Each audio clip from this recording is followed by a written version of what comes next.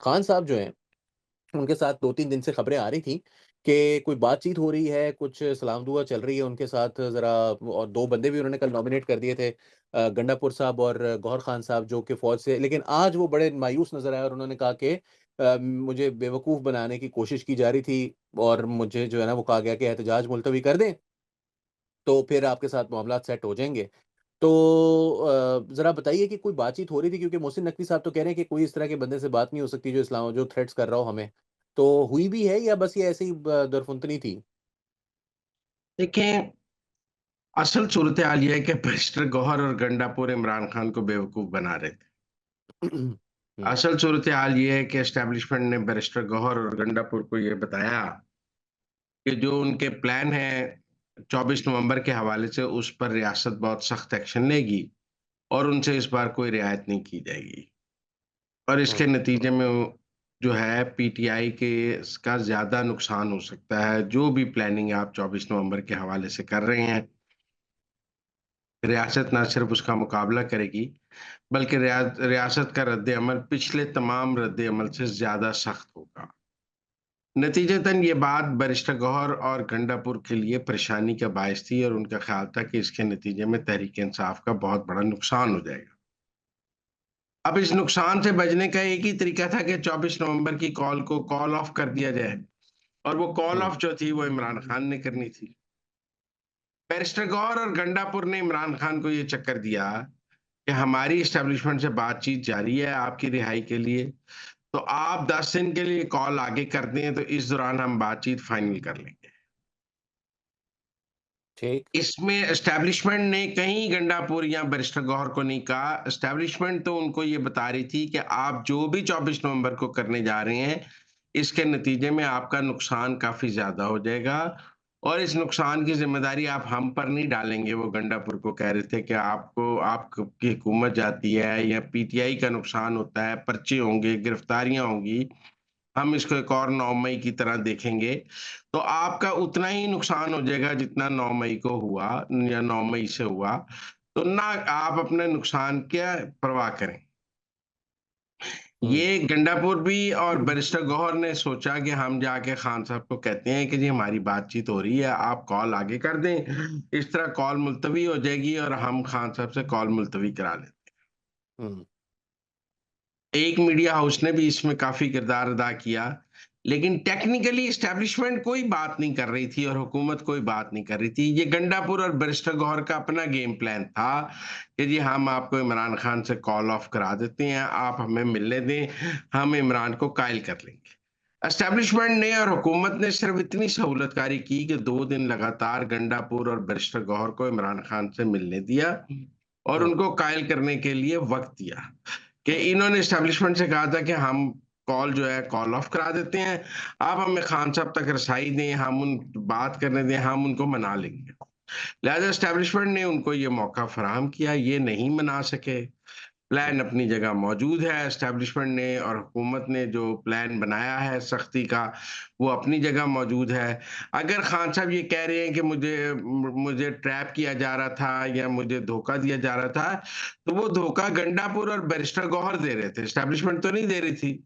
और अगर बातचीत भी असल में गंडापुर और इमरान खान के दरमियान चल रही थी, एस्टेब्लिशमेंट से कोई बात नहीं हो रही थी। एस्टेब्लिशमेंट गंडापुर ने ये सोचा कि मैं इमरान खान को ये कहूँगा कि मेरी एस्टेब्लिशमेंट से बातचीत हो रही है आपकी रिहाई के लिए।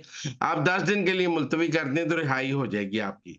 इस दौरान ज़मानत हो गई, लेकिन ज़मानत के बाद हुकूमत ने दोबारा एक और मुकदमे में गिरफ्तार कर लिया। हुँ, हुँ, और इमरान खान को भी ये अंदाज़ा था कि अब सर्दियाँ बहुत आ रही हैं, अगर 24 नवंबर को एहतजाज ना किया तो फिर दिसंबर में तो हो ही नहीं सकता।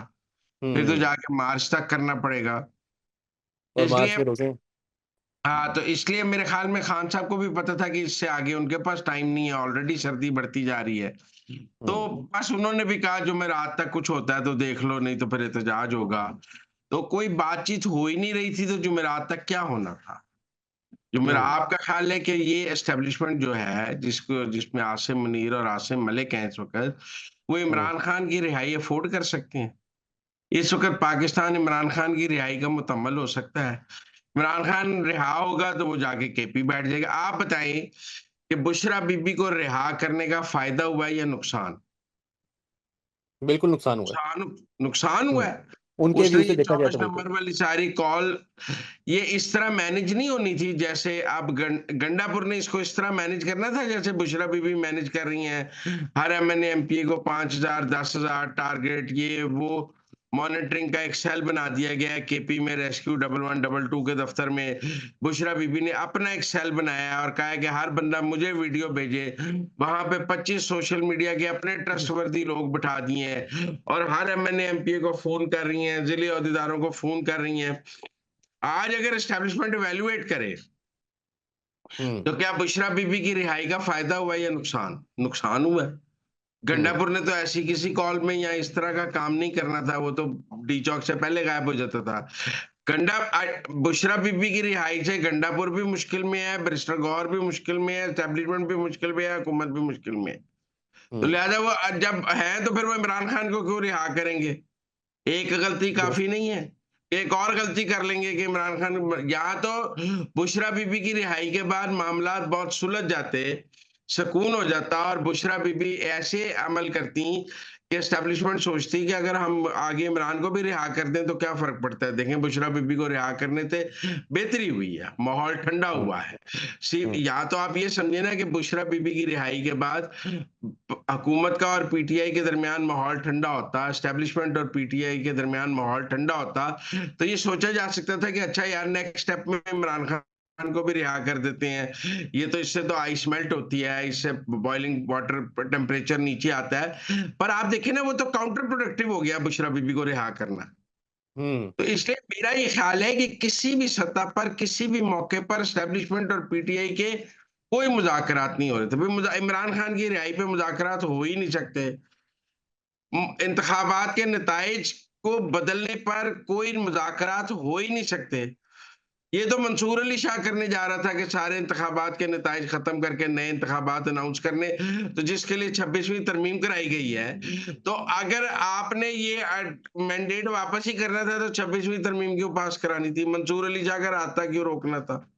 मतलब हुँ। आपने जितनी एफर्ट गवर्नमेंट ने पिछले 2 माह में की है वो अनडू कर देगी। मुझे तो नहीं समझ आती कैसे अनडू कर देगी। उन्होंने ये दुरुस्त। आग का दरिया पार किया है हुँ, 26वीं आईनी तरमीम का, जिसमें उनकी जुडिशरी से लड़ाई थी। मंसूर 8 जज रोज वजाहत जारी कर रहे थे, मखसूस नशिस्तें रोकी गई। ये आग का दरिया पार करके जो सुकून हासिल किया गया है वो सुकून वापस कर दिया जाएगा। तो मुझे तो नहीं समझ आती थी कौन लेकिन सर मुजाकरात कर ये रहा है कैसे। तो सर ये हम्म। अब बात सवाल फिर ये उठता है कि अगर ये मुज़ाकरात नहीं हो रहे या कम से कम कामयाब नहीं हो रहे पीटीआई की बात को भी मान लिया जाए नहीं तो हो ही नहीं रहे। नहीं, नहीं, मैं कह रहा हूँ कि इमरान खान साहब की बात को भी मान लिया जाए तो मुज़ाकरात तो कामयाब नहीं हो रहे। इसका मतलब है कि अब आमने-सामने की दू-बदू लड़ाई है और इसका बुशरा बीबी के बारे में आप बता रहे हैं कि वो जो है सब लोगों को मैनेज कर रही हैं इस सारे मामले को।